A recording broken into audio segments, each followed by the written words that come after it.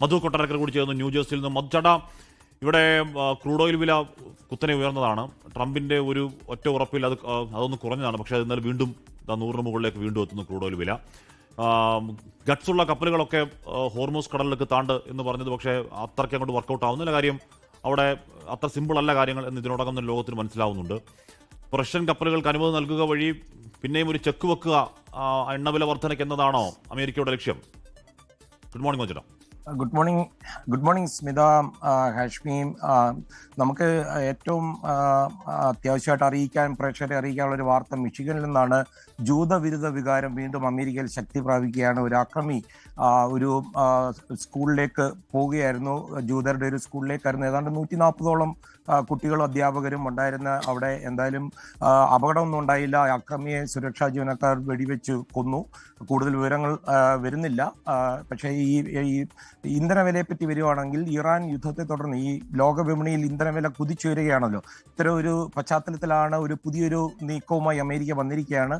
Russian എണ്ണയ്ക്കും അതുപോലെ petroleum ഉൽപ്പന്നങ്ങൾക്ക് ഏർപ്പെടുത്തിയിരുന്ന ഉപരോധത്തിൽ US ട്രഷറി ഡിപ്പാർട്ട്മെന്റ് ഒരു താൽക്കാലിക ഇളവ് പ്രഖ്യാപിച്ചിരിക്കുന്നു. അത് വലിയൊരു ബിഗ് ബ്രേക്കിംഗ് ന്യൂസ് ആയിട്ടാണ് അമേരിക്കൻ മാധ്യമങ്ങളിൽ അല്പസമയം മുമ്പ് വന്നിരിക്കുന്നത്. ആഗോള വിപണിയിലെ എണ്ണക്ഷാമം പരിഹരിക്കാനാണ് ട്രംപ് ഭരണകൂടത്തിന്റെ ഈ പെട്ടെന്നുള്ള ഈ നടപടി.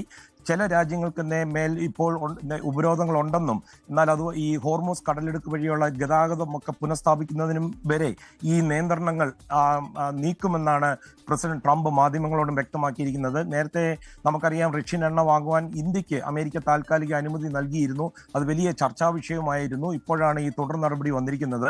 അതേസമയം ഈ അന്താരാഷ്ട്ര വിപണിയിൽ എണ്ണവിലയിൽ വൻ വർധനവാണ് രേഖപ്പെടുത്തിയിരിക്കുന്നത്. ആഗോള എണ്ണ സൂചികയായ ബ്രെന്റ് ക്രൂഡിന്റെ വില ഇന്ന് ഏകദേശം ബാരലിന് $100 മുകളിൽ കടന്നു. ഹോർമൂസ് കടലിടുക്കിലൂടെയുള്ള കപ്പലുകൾക്ക് അതേസമയം US നാവികസേനയുടെ സുരക്ഷാ അകമ്പടി നൽകുമെന്ന് അമേരിക്കൻ ട്രഷറി സെക്രട്ടറി സ്കോട്ട് ബെസന്റും പറയുകയുണ്ടായി. ഐക്യരാഷ്ട്ര സഭയിലും ഇന്ന് 3 രാജ്യങ്ങൾ, അതായത് റഷ്യ, ചൈന, അമേരിക്കയും അതുപോലെ ഇറാനും നേർക്കുനേർ അവർ വാക്പോരുകൾ നടത്തുകയുണ്ടായി. കൂടുതൽ ഉപരോധങ്ങൾ, ആയുധ ഉപരോധങ്ങളും ഒക്കെ ഏർപ്പെടുത്തണമെന്ന് അമേരിക്ക വാദിച്ചപ്പോൾ റഷ്യയും ചൈനയും അത് എതിർക്കാൻ ശ്രമിച്ചെങ്കിലും അവർക്ക് പിന്തുണ കുറവായതുകൊണ്ട് അമേരിക്കയുടെ വാദം അംഗീകരിക്കത്തക്ക രീതിയിൽ പോയി. അത് മാത്രമല്ല, തെറ്റായ കാര്യങ്ങൾ ലോകമെമ്പാടും അമേരിക്ക പ്രചരിപ്പിക്കുകയാണെന്ന് റഷ്യ കുറ്റപ്പെടുത്തുകയും ചെയ്തു. ഇറാൻ പറയുന്നത് സമാധാന ആവശ്യങ്ങൾക്ക് വേണ്ടിയാണ് അവരുടെ ആണവായുധ പദ്ധതികളുമായിട്ട് മുന്നോട്ട് പോകുന്നത്. ഇതൊക്കെയാണ് ഇവിടുന്ന് വരുന്ന പ്രധാന വാർത്തകൾ. പക്ഷേ ഹാഷ്മിയും സ്മിതയും തുടർച്ചയായിട്ട് ഈ വിറകടുപ്പിനെ പറ്റി പറയുന്നതുകൊണ്ട് ഒരു കാര്യം ഞാൻ പറയാം. അമേരിക്കയിൽ എനിക്ക് സ്വന്തമായിട്ടൊരു വിറകടുപ്പുണ്ട്. നമ്മുടെ കേരളീയ ഭക്ഷണങ്ങളെല്ലാം വിറകടുപ്പിലാണ് ഏറ്റവും രുചികരമായിട്ട് വരുന്നത്. ഹാഷ്മിയുടെ ഇൻട്രോയുടെ കൂട്ടി ഇങ്ങനെ അതിവേഗം നമ്മൾ ഈ പ്രഷർ കുക്കറിലിട്ട് കുക്ക് ചെയ്യുന്നുണ്ടാണ് നമ്മുടെ തനതായ രുചികൾ ഇല്ലാതായി പോകുന്നത്. കേരളത്തിൽ ആമസോണിൽ കൂടെ നമുക്ക് വിറകടുപ്പ് വാങ്ങിക്കാൻ പറ്റും. അത് ഇഷ്ടംപോലെ മരമുണ്ട്, ഇഷ്ടംപോലെ വിറവുണ്ട്. എറണാകുളത്തൊക്കെ കൊച്ചിയിലൊക്കെ എന്ത് ചെയ്യും? വിറകൊന്നും ഇല്ല. അല്ല, പക്ഷേ എല്ലാവരും സ്മിത കൊച്ചിയിലല്ലല്ലോ. നമ്മുടെ പ്രത്യേകിച്ച് നമ്മുടെ പാലട പ്രഥമൻ ഓട്ടുരുളിൽ തന്നെ അത് ഉണ്ടാക്കിയിരിക്കണം. അല്ലെങ്കിൽ അത് പാലും ആ പാത്രവുമായിട്ടുള്ള ഒരു കെമിക്കൽ റിയാക്ഷൻ വരും. അങ്ങനെ നമ്മൾ സാവധാനത്തിൽ കുക്ക് ചെയ്യുന്നതിനാണ് എപ്പോഴും രുചി. അതുകൊണ്ടാണ് ഈ നാട്ടിൻപുറത്തെ കാപ്പിക്കടകളിലൊക്കെ മധു, ഈ അത്താഴത്തിനില്ല പിന്നെയാണോ പഴഞ്ചോറ് എന്ന് പറഞ്ഞ പോലെയാണ് ഇപ്പൊ. എങ്ങനെയെങ്കിലും അത്യാവശ്യം എന്തെങ്കിലും കുക്ക് ചെയ്ത് ഭക്ഷണം കഴിച്ച് അത്യാവശ്യം പണികൾക്കൊക്കെ പോവാനുള്ള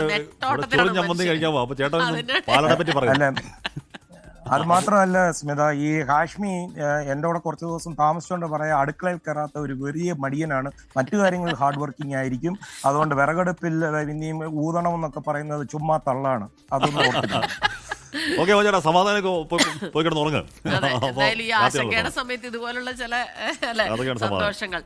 അപ്പൊ അതാണ് അവസ്ഥ. ഇപ്പൊ എന്ന് പറഞ്ഞു കഴിഞ്ഞാൽ ഹോർമൂസ് കടലെടുക്ക് നിങ്ങൾ എന്താണ് ഞങ്ങൾ പിന്തുണ, നിങ്ങൾ ഗട്ട്സുള്ളവർ കയറിപ്പോ എന്നൊക്കെ ട്രംപ് പറയുന്നുണ്ട്. പക്ഷെ അതത്ര എളുപ്പമല്ല എന്നുള്ളത് അവിടെ ഒന്ന് മനസ്സിലാവുന്നുണ്ട്. അവിടെ താഴെ മൈനുകൾ, അത് മാത്രമല്ല താഴെ മൈനുകൾ ഇതിനോട് ഇട്ടുണ്ടെന്ന് പറയുന്നുണ്ട്. മൈനുകൾ മാറ്റാൻ തന്നെ 1 മാസം എടുക്കുന്നു പറഞ്ഞു. മാറ്റാൻ തീരുമാനിച്ചാൽ തന്നെ ആക്രമിക്കുമെന്ന് പറഞ്ഞു. അവിടെ തന്നെയാണ് നമ്മുടെ എന്ന് പറഞ്ഞു. മാത്രമല്ല അവിടെ അമേരിക്കയുടെ ഉടമസ്ഥയിലുള്ള ഒരു സേഫ് സീ വിഷ്ണു എന്നൊരു കപ്പൽ അവിടെ എവിടെയാണ് നമ്മുടെ ഇറാഖിന്റെ തീരത്ത് താഴെ ഏതാണ്ട് ഒരു സംഭവം വെച്ച് പൊട്ടിച്ചു, അത് കത്തിച്ചു. അപ്പൊ അത്തരം ഇടപാടുകളൊക്കെ ഇറാന്റെ കയ്യിലുണ്ട്.